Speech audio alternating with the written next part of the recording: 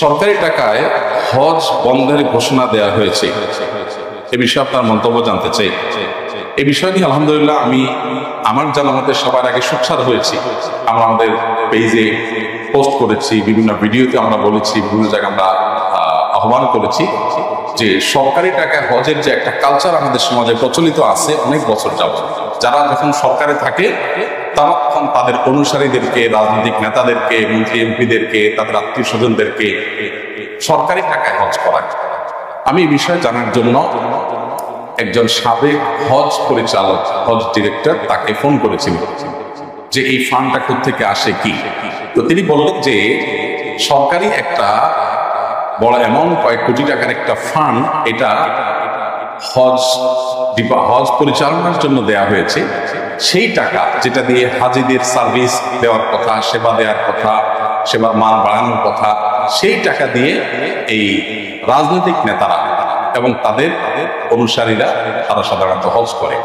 কিভাবে এই লোকগুলো নির্বাচন হয় সেটা আমি জানার চেষ্টা করেছি সেই হজ পরিচালকের কাছ থেকে। তো তিনি আমাকে বললেন যে মূলত সবসময় যখন যারা সরকারে থাকে পিএম অফিস থেকে তালিকা চূড়ান্ত করে দিয়ে দেওয়া হয় ধর্ম মন্ত্রণালয়ে হজ ডিরেক্টরের কাছে।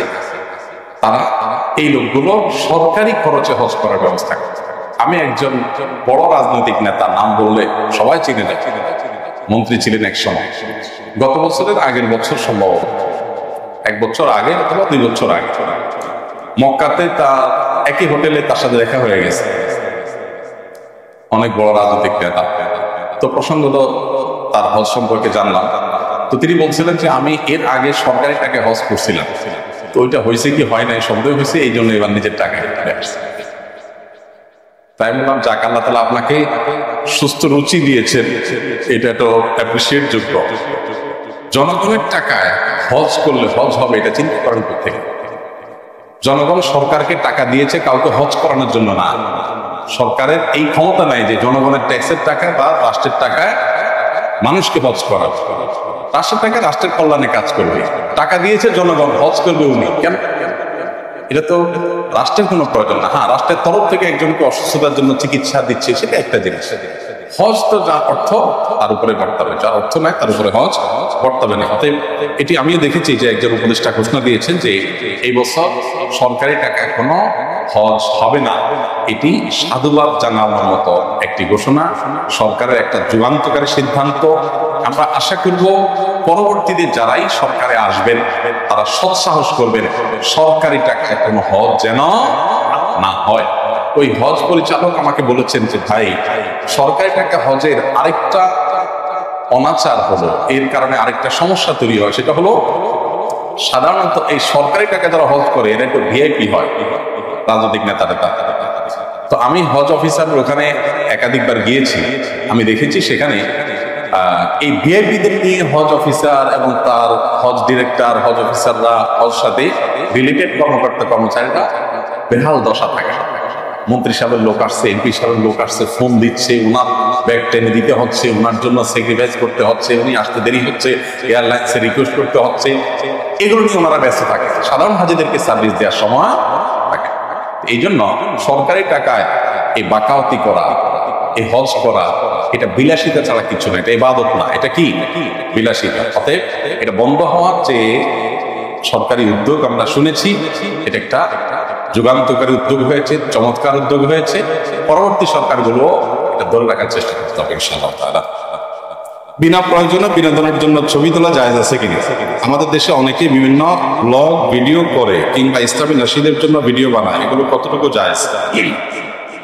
কোনো প্রয়োজন ছাড়া একান্ত শুধু বিনোদনের জন্য ব্লগ কিংবা ভিডিও বানানো, এগুলো শরীয়তে জায়েজ নাই।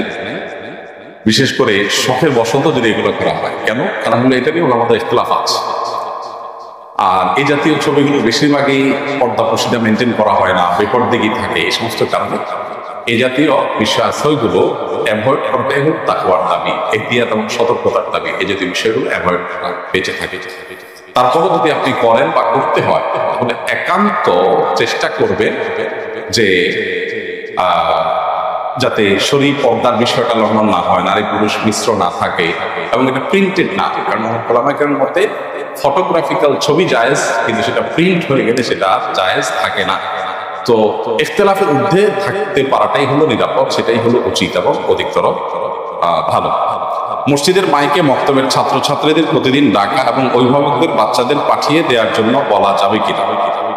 মসজিদের মাইকে যে কোনো ভালো কাজ করা যেতে পারে, ওয়াজ নসিহত বা ভালো কাজের প্রতি মানুষকে আহ্বান। কারণ এই মাইক উদ্দেশ্যই হলো দাওয়াত। শুধু আজানের জন্য সাধারণত কেউ মাইক দেয় না, দেয় হলে এখান থেকে ভালো কাজের জন্য। অতএব যদি কারো বিরক্তির কারণ না হয়, শরিয়া বিরুদ্ধে কিছু না হয়, ভালো কাজের প্রতি আহ্বান হয়, তাহলে সেটা মসজিদের মাইকে করা যাবে। একজন অমনোযোগী ছাত্রের জন্য পড়াশোনা মনোযোগ ফিরিয়ে আনার জন্য কি পদক্ষেপ গ্রহণ করা দরকার? অমনোযোগী ছাত্রের মনোযোগ বৃদ্ধি করবার জন্য, বাড়ানোর জন্য সবচেয়ে বড় এবং প্রয়োজনীয় কাজ হলো যত প্রকার সোশ্যাল মিডিয়া, স্মার্টফোনের যে আসক্তি আছে এগুলো থেকে তাকে বিরত থাকতে হবে, দূরে থাকতে হবে, বেঁচে থাকতে হবে। এটা হলো প্রথম বিষয়। দ্বিতীয়ত, পাপাচার, গুনাহ, চোখের গুনাহ, সেটা মোবাইলে হোক, বাইরে হোক, গানের গুনাহ, এই গুনাহগুলোর কারণে মানুষের স্মৃতিশক্তি কমে যায় এবং পড়াশোনার প্রতি মনোযোগ নষ্ট হয়ে যায়। মনোযোগ নষ্ট হওয়ার জন্য এ বিষয়ে বিরাট দায় আছে। বিশেষ করে যে স্মার্টফোনের ব্যবহার, সোশ্যাল মিডিয়ার ভিতরে ডুব দিয়ে থাকে, এগুলো থেকে সরে আসে। এগুলো থেকে সরে আসতে পারলে ইনশাআল্লাহ আশা করা যায় যে মনোযোগ ফিরে পাবেন। এর পাশাপাশি শারীরিক কোনো অসুস্থতা থাকলে ডাক্তার দেখাবেন। আর পার্টিকুলার সমস্যার জন্য কোন আলিম, কোন কাউন্সিলরের কাছে আপনার কোনো সমস্যা হলে আপনি তার কাছ থেকে কিছু টিপস পাবেন। আসুন্নাহ ফাউন্ডেশন, উম্মার সাথে সুন্নাহর সাথে।